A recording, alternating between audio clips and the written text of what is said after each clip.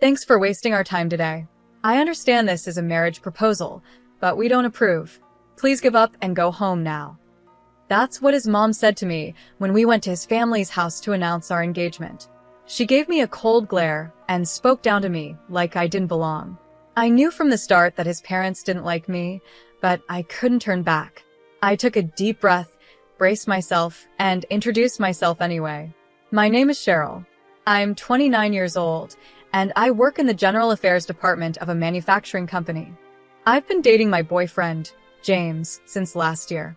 He's 4 years older than me, and we work in the same department. James has a gentle look, and his kindness shows whenever he smiles. That's what made me fall in love with him. We both live on our own, so we often spend time at each other's places and enjoy weekends together. We've built a happy relationship. My parents live nearby, so I take James to their house often. They really like him, and whenever he visits, they go all out with meals. James and my dad get along great, and I thought everything would go smoothly when we got married. But James had always hesitated to introduce me to his parents. When I asked him why, he looked uncomfortable. Could you wait a little longer? My parents aren't like yours. I wish I had grown up with parents like yours, he said with a sad expression. I wondered if he had issues with his family, but I decided to give him time. I wasn't in a hurry to get married, so I figured it would be better for him to open up when he was ready. But things don't always go as planned. One holiday, James and I were on our way to our favorite restaurant when something unexpected happened. As the staff showed us to our table, James suddenly seemed nervous and fidgety. What's wrong? I asked, noticing how tense he was. He looked away, unsure how to explain, clearly struggling to find the words. I felt nervous at that moment, wondering if I had done something wrong. Just then, a woman in her 53s came over to our table and spoke to James cheerfully. "Oh, James, I haven't heard from you in a while. I was wondering what you were up to," she said. She then turned to look at me, her eyes narrowing as if she was judging me. She had downturned eyes that made it seem like she was glaring. Her hair was neatly tied back, which made her sharp eyes stand out even more. As I gave her a confused look, she let out a little laugh, but it wasn't friendly. "Are you really spending time with someone like her, James? You're such a good kid. If you don't like it, you need to tell her. Otherwise, girls like her won't get the message," she said. James's face tightened in anger. He glared at the woman and firmly said, "I won't allow you to insult her." But the woman gave me a cold look and said, "It's a shame my son has been tricked by a girl like you. Leave him alone right now." After that, she went to the cashier, paid her bill, and left the diner. "What just happened?" I asked, still in shock. James replied in a low voice, "That was my mother. A few years ago, because of her, I had to end a relationship with someone I was thinking of marrying. She didn't want to marry me because of my mom's behavior." I began to understand why she had acted that way. James continued, "If you choose to stay with me, there will be a lot of challenges. Maybe we should break up now. Don't worry, I'll keep things professional at work, and I'll make sure it doesn't cause you any trouble." He looked really upset, and it pained me to see him like that. But I calmly said, "I still want to be with you, James. Do you really want to end things with me?" James seemed surprised by my words. "You know what my mother is like. If you marry me, she will be a burden to you. I don't mind. I think that's part of marriage, and we don't have to live with her, right? If it becomes an issue, I'll ask for a transfer at work, and we can move far away," I said. James stared at me, deeply considering my words, and I gave him a reassuring smile. "Then I feel better about it. Is it strange if I propose to you right now?" he asked. A wave of warmth rushed through me, and I could feel my face turning red. "Are you serious?" I asked, feeling a bit embarrassed. "Yes, of course. I want to spend my life with you," I said, my cheeks growing hotter. "I feel a bit like you've beat me to it, but I'm really happy. I want to be with you forever," James said with a smile, and I finally felt relieved. After that, we decided to tell my parents about our engagement. They were thrilled and asked how we decided to get married. I knew we'd have to mention James's mom at some point, but we tried to avoid the topic by pretending to be shy. However, my mother wouldn't let it go. "So, have you already met James's parents? Or is that still in the works?" she asked. James and I were caught off guard. "No, I don't plan to tell my parents about the wedding," James said, causing my mom to gasp in surprise. "Why not?" she asked, shocked.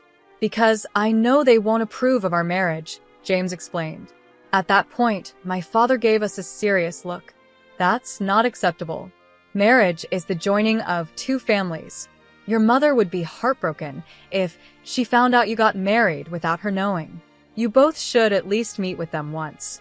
If they still refuse, come talk to us and we'll support you." My dad's words were strong and comforting, but James still looked worried.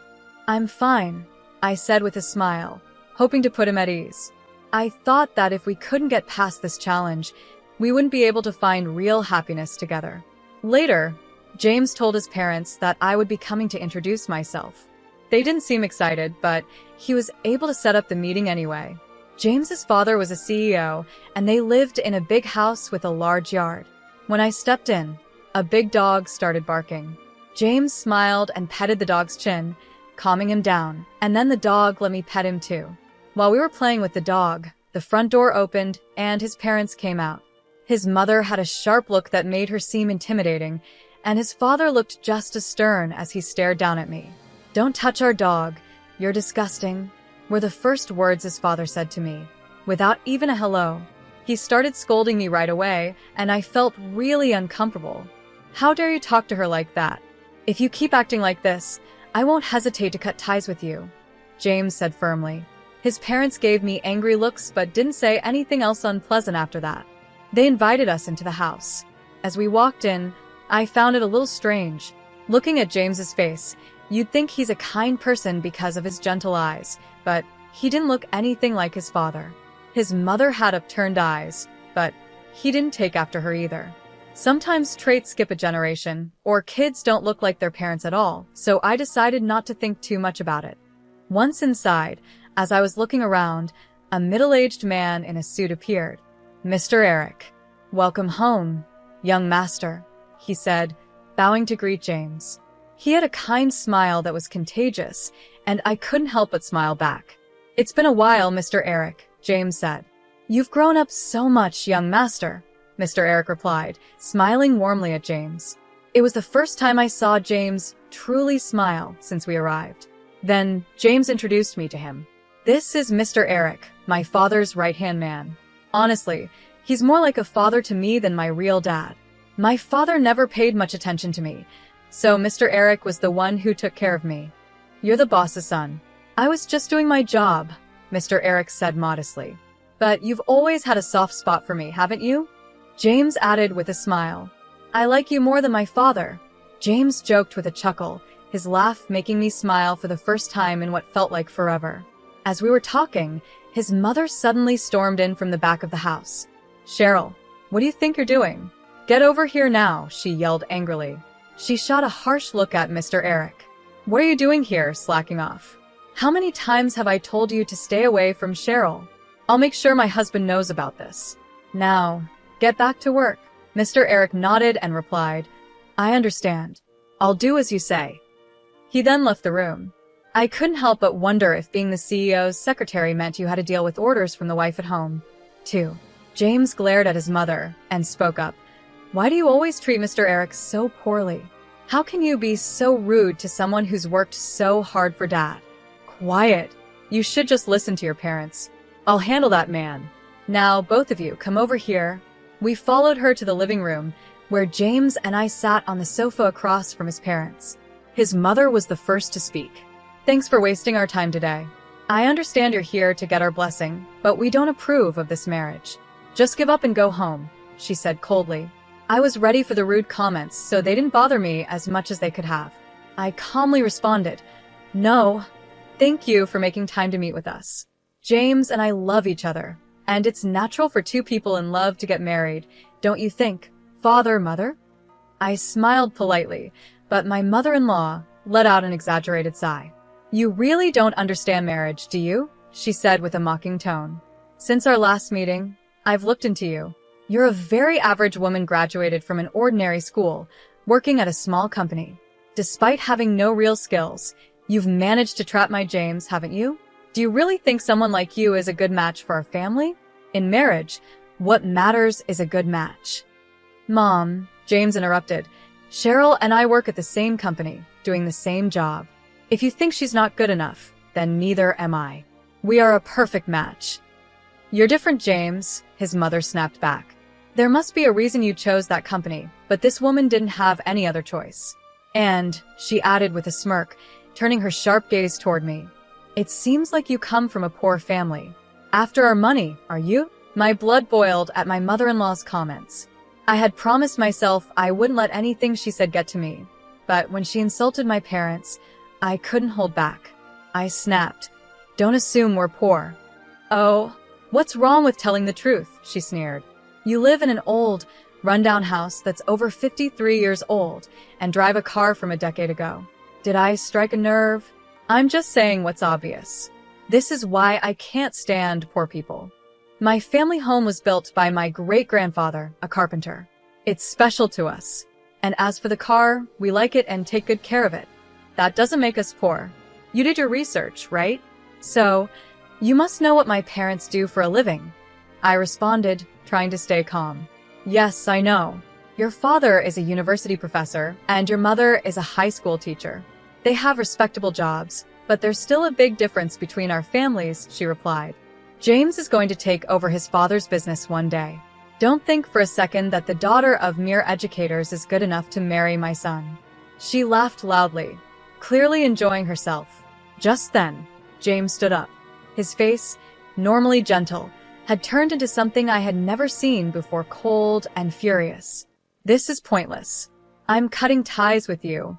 I can't forgive you for insulting someone I care about. Cheryl, let's go. There's no reason to stay here anymore, he said, grabbing my hand as we left the house. I'm sorry, he said quietly as we walked away.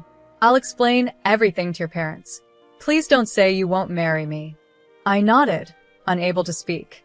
We went straight to my parents' house and told them what had happened.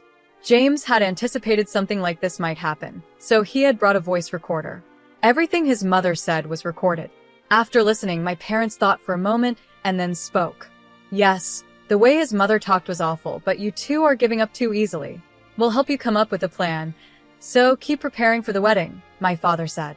If you've both decided to marry, you don't need their approval. But it would still be better if you could get James's parents' blessing, my mother added calmly.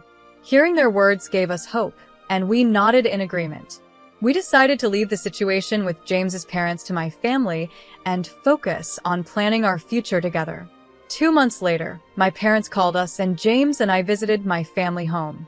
When we arrived, we saw James's parents and Mr. Eric sitting around a small table. As we joined them, the room felt a bit crowded. I thought James's parents might make rude comments again, but they stayed quiet. My father was the one who filled us in on what had been discussed while we were away. James's parents looked into our family, so we decided to do some investigating as well. My father began. His parents married 32 years ago after his mother became pregnant. At that time, his father had just started his company. Mr. Eric, who was an ordinary employee back then, supported his father with dedication. As my father continued, James interrupted. That's all well known in our family. Mr. Eric started as a regular employee but was promoted to my father's personal assistant because of his hard work. My mother mostly raised me on her own while my father struggled to manage the company. It seems Mr. Eric supported not just my dad but my mom, too. My father nodded, acknowledging James's words. Then he said, Mr. Eric did indeed support your family with great dedication. Now, let me shift the conversation a bit. I'm a genetic researcher at the university. Genetically, children inherit half of their DNA from each parent. Even if a child looks very different from their parents, they still receive half of their genes from each one. James gave my father a puzzled look, and I was also confused about where he was going with this. My usually calm father had a serious expression as he addressed James's parents. Please listen carefully. I hired a detective to conduct a background check on your family. Your father works hard, and Mr. Eric has always been there to help. Your mother is fully devoted to housework. It's quite admirable. But when I looked at your family photos, something didn't add up. Neither of your parents have a widow's peak, but you, James, do. This trait is dominant, meaning a child with a widow's peak can only inherit it from a parent who also has one. And don't you think James looks quite a bit like Mr. Eric? Especially with the drooping eyes and widow's peak? That's why I called your parents here today to discuss this. As my father finished explaining, James looked at his parents and Mr. Eric in shock, unsure of what to say. I am a French teacher, just like my mother, and I'm good at French. I never noticed anything different about their foreheads, and even if I did, I'm no expert in genetics. After a long silence, James's father finally spoke. 40 years ago, I was so focused on my work that I neglected my family completely. Then my wife told me she was pregnant. What she didn't know was that I had been hiding my infertility from her.